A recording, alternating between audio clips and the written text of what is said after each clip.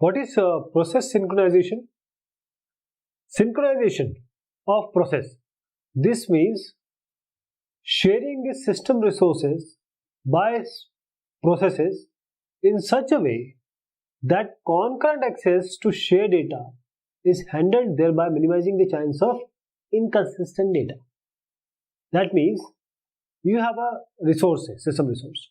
Now this is a process P1, P2. When P1, P2 both needs it, when would P1 be assigned this resource? When this will be relinquished, P2 will be relinquished or P1 will be relinquished.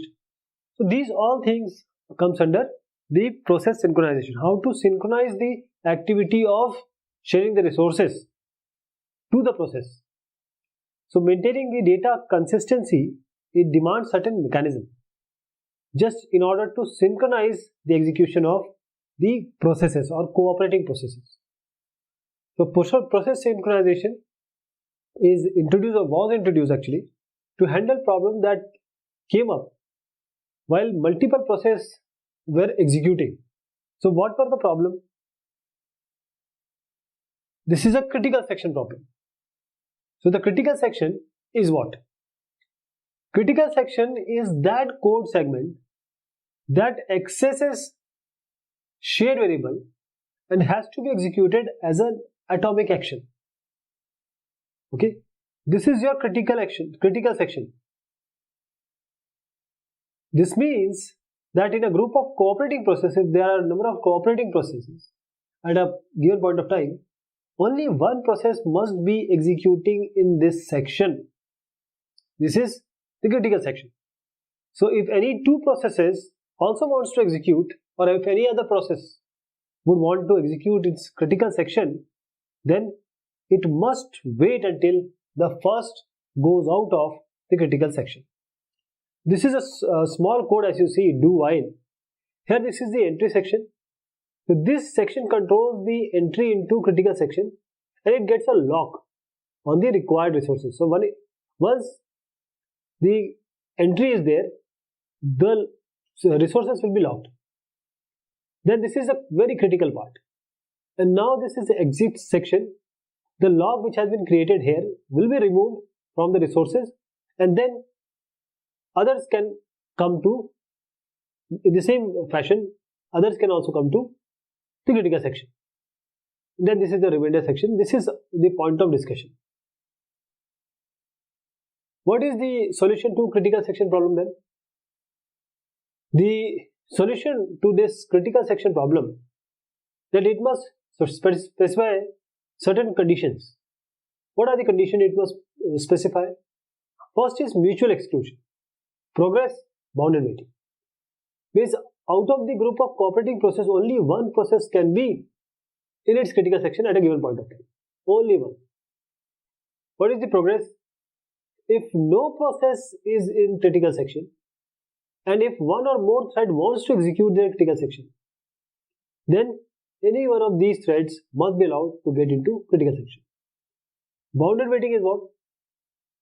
After the process has made a request for getting into the critical section, there is a limit for how many other processes can get into their critical section before this process request is granted. And once this limit is reached, system must grant the process permission to get into its critical section. Synchronization hardware. So many systems, they provide hardware support for critical section mode. Many systems. This critical section problem, it can be solved in a single processor environment if we disallow the interrupts to occur while a shared variable or a resource is under modification or is being modified. In this way or in this manner, we could be sure that the current sequence of the instruction would be allowed to execute in order without any preemption, because we are disallowing this. But unfortunately, with multiprocessor, this is not feasible, or in this multi-purpose environment, this is not feasible. So now disabling the interrupt on a multiprocessor environment This can be very time consuming as the message is passed to all the processors. So this message transmission lag, it delays the entry of thread into the critical section, and then the efficiency of the system would decrease. Mutex locks. Mutex locks. As the synchronization hardware solution is not easy to implement for everyone, there has to be some software solution. So a strict software approach called as mutex locks, these were introduced. In this case, in this way, in the entry section of a code, a lock is acquired over the critical resources which are being modified, and they are used inside critical section.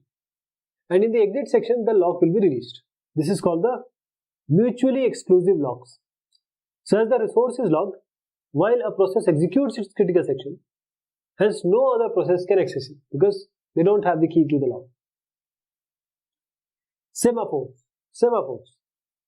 In 1965, Dijkstra, he proposed a new and very significant technique to manage these concurrent processes. How? By using the value of simple integer variable, how to synchronize the progress of interacting processes. So this integer variable is called as semaphore. It is just an integer variable. It is a synchronizing tool and accessed only through two low standard atomic operations. One is wait P and signal V. You can also write as wait and signal like this, signal.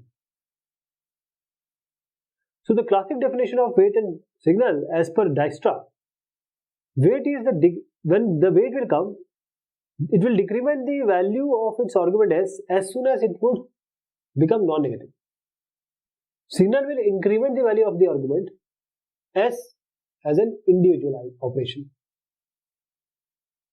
What are the properties of semaphores?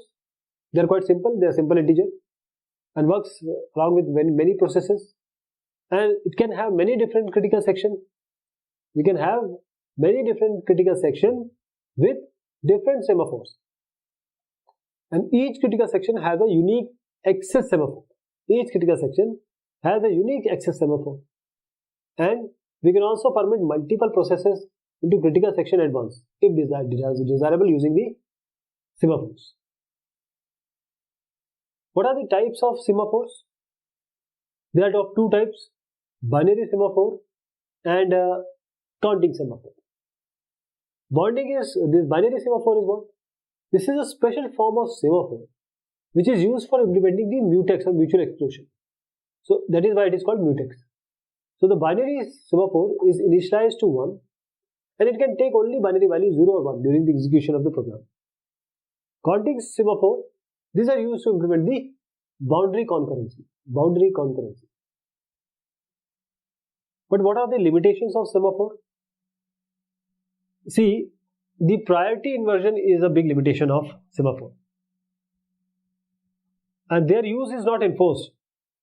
This is just by convention only, and if you use it improperly, means not properly, a process may block indefinitely. This situation is called deadlock. So this is, we have started about process synchronization. We'll be taking more discussion on it. Till then, thank you so much. Take care of yourself.